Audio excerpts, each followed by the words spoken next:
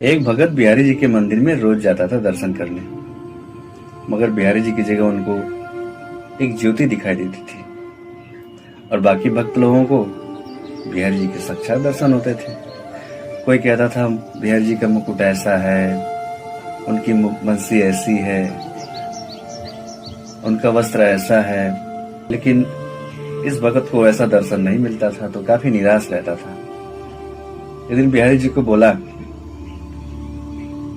कि बिहारी जी, अगर कल हमको आप दर्शन नहीं देंगे तो मैं इसी जमुना में डूब के अपना प्राण त्याग दूंगा, कह के चला गया।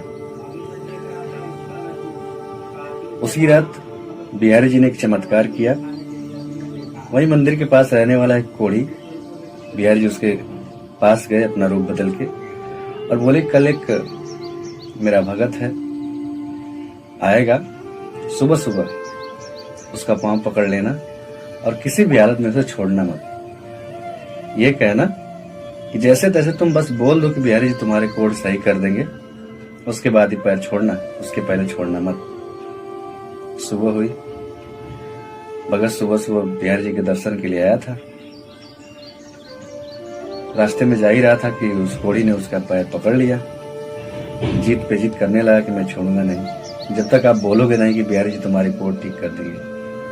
अब ये भगत राम और परेशान हो गए, तो बिहारी जी दर्शन नहीं दे रहे, उल्टे में कोढ़ी परेशान कर दिया।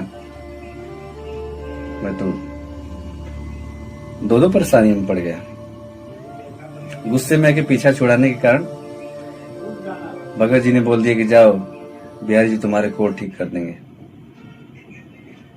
मंदिर में गया तो बिहारी जी साक्षात दर्शन दिए, लेकिन भगत खुश नहीं था। बोला कि आप आज तक मुझे एक ज्योति के रूप में क्यों दर्शन दे रहे थे, साक्षात रूप में ऐसे क्यों नहीं दर्शन दे रहे थे। तो बिहारी जी ने कहा कि तुमने आज तक निश्चल निष्काम भाव से मेरी भक्ति की है, मेरी सेवा की है, कभी तुमने मुझसे कुछ मांगा नहीं। मैं शर्मिंदा था कि तुम्हें किस मुंह से अपना दर्शन दूं, कौन सा मुंह तुझे दिखाऊं। बाकी लोग हैं कुछ ना कुछ मांगते रहते हैं कि मुझे धन चाहिए, मुझे पुत्र चाहिए, मुझे वैभव चाहिए, लेकिन तू ऐसा मेरा भगत है कि निस्वार्थ, निश्चल, निष्काम से मेरी भक्ति करता था।